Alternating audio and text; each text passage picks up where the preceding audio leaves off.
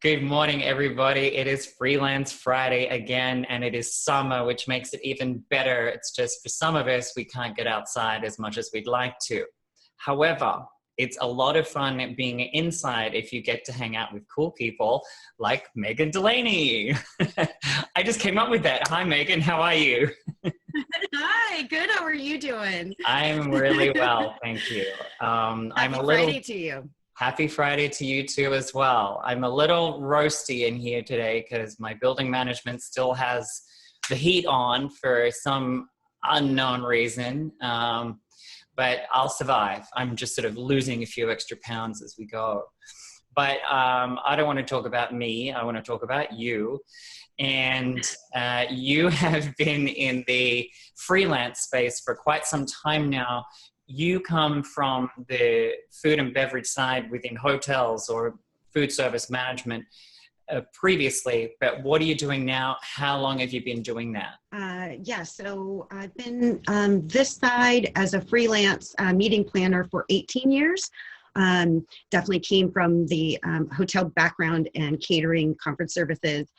So kind of have parlayed that into food and beverage management for the most part on site for large meetings and incentives, but I also do special events and international and domestic meetings and incentives.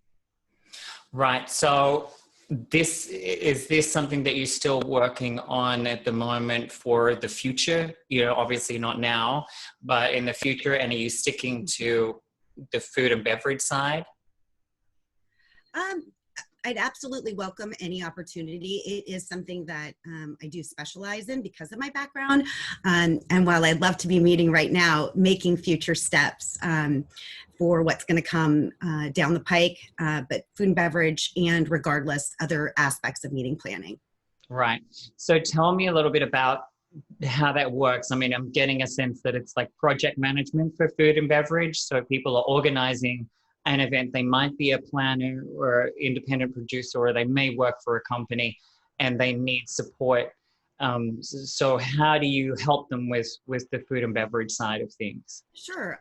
So when you're looking at the large conferences in particular, the large meetings, 8,000, 30,000 and above, there's a lot of pieces that need to be then kind of segmented and taken on full bore. What I do is plan all the meals themselves, the logistics for that, the space, how we're going to configure spaces, how we're going to do timing. And it varies from conference to conference, generally speaking too, because you're working with different venues. So you've got different, it's always a variety. It doesn't, even if you do the same conference year over year, there's always a new facet of it. So I will plan the budgets for that, as I like to say, my guesstimates, because it's the human nature element of how many drinks are people going to have, even year over year. That can change, and then it's everything from the breaks. It could be offsite evening event. And then it's really the flow and things that have to go into that as well. If you've got 20,000 people eating in an hour, how are you managing that? Where are your spaces for that? Right. Yeah. And how are you hiding all the ugly catering pieces?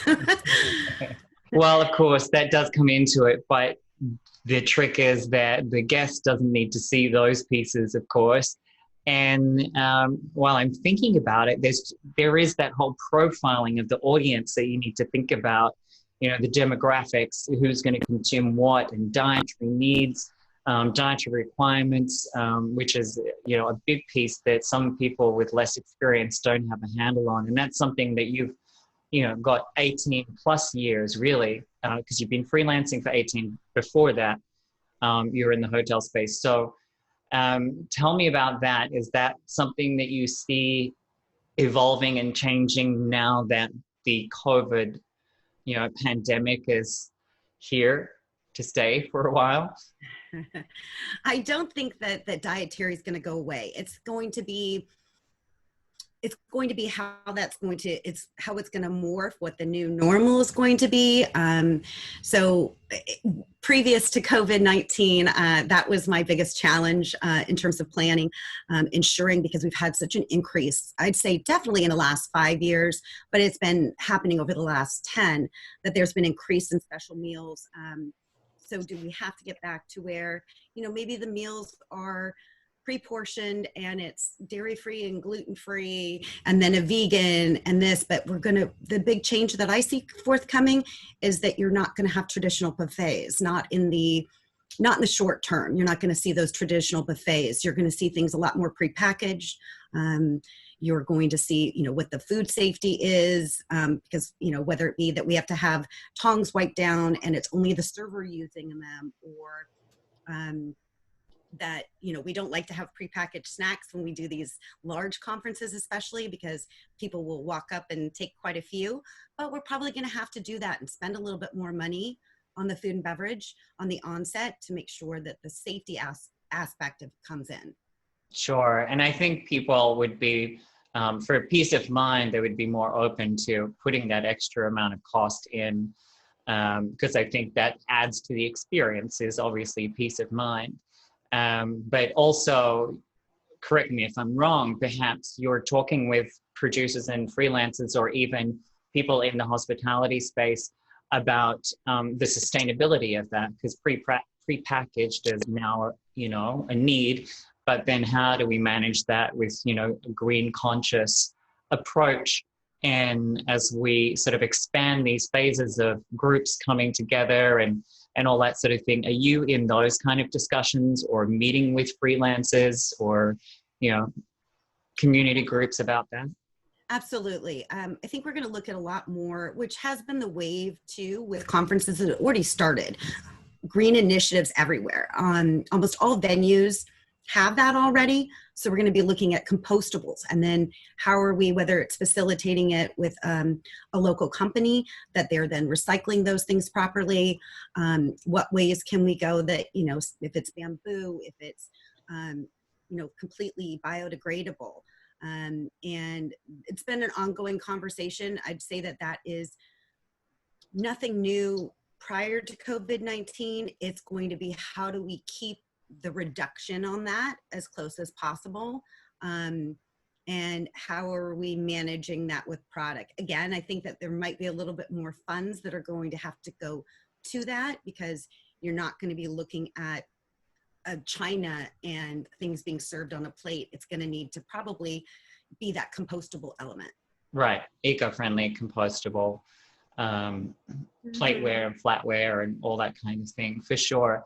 Now, I'm just sort of thinking back a few minutes ago, you were mentioning about with the setup, how you consult on how the room is set up and the flow and all that kind of thing. So do you have an input sometimes on the creative side of the environment or the room? If things are going to be outdoor or home events, do you sort of go into that space now as well? Absolutely. So I think with moving forward, at least again, for that temporary future, we're going to have to look at, and I like to refer to it as physical distancing, because we're social people, not the social distancing. But how do we still get people into feeling, comfortable, and that it still feels in some ways like it used to? I think if you're looking at, say, for example, a banquet round, unfortunately, we're not going to be able to put 10 people in a 72-inch round. Probably going to be looking at something like that it's 4 people to a table. And then if you're looking outdoor spaces, how can we, a lot of times I do work with the creative producers on that, of, maybe it's just like they did it, I think it was one of the parks in New York, circles, and how do we then still add fun elements that can create an environment that's inviting. Right. Yeah. So for any freelancers or planners, or even if they're a meeting and event organizer within a company, they can take a little bit of pressure out of their ideation, because you've got that in your wheelhouse as well. So are you branching out as well? Because you know, the nuts and bolts or the bread and butter, you know, I'll use a better analogy. The bread and butter of what you were doing has changed. So are you shifting and offering a broader range of capability because you have so many years experience? What are you doing on that side, and how are you communicating this to your contacts? Absolutely. So, you know, it's definitely been now a little bit of time to set in with everything of our industry changing, at least for the foreseeable future. Personally, I've had a lot of discussions with colleagues, next steps, venues that I've had relationships with, what they're doing. So when I can get back to what I normally do, food and beverage, I'm ready. Secondly, I've been doing some certifications, looking at some registration and things that the technology has changed, and I want to make sure that I'm as up to date as possible. Yeah. I've also been watching quite a few webinars and expanding more of my focus out of food and beverage. So when the opportunity arises and some of my colleagues have a need for a different skill set than I normally provide, I'm ready to go. Excellent, excellent. Yeah, we've got to move pretty quick and agile, and I think it says a lot for the freelancer community where I, you know, engage with so many of you, and I see how, you know, versatile you are and how quickly you can sort of shift your focus or your priority, or quickly learn a new need for an event to be executed effectively. So it's great, fantastic to again expand the network, and with the PC experiences, letting people know how many people are out there working together. I think you would agree that's an important piece as well for everyone supporting each other and looking out for each other. Is that something you see and have experienced a lot? Absolutely, absolutely, 100%. You know, really all of my business is word of mouth. It's somebody I've worked with. It's a client I've worked with. And I think, you know, we just are pivoting with the times. We always do. Again, like I said, even if you do the same meeting year over year, there's always a new element. There's always something that changes. So I think we're very adaptable as freelancers in general. And you build those good networks where somebody else might have something and think that you're a good fit, and vice versa. And Right. just, it's that constant pivot. Right. Well, yeah, I think it certainly rings true because, you know, Sam Seagal, she connected you to be part of this. So that's another piece of that support community that we have. So I think it's fantastic. And Sam is actually first on the list to come back to Chicago and hang out with me once it's easier to travel. So you better join the party. What do you reckon? I would love that. I would love that. We got to go out and dine everywhere. I love eating in Chicago and love to meet you in person. That'll be fantastic. Thanks so much, Megan. It's been great to meet with you and have a chat. So stay safe, and hopefully see you soon. Thank you. Thanks for having me. You take care. Okay, bye-bye. Bye.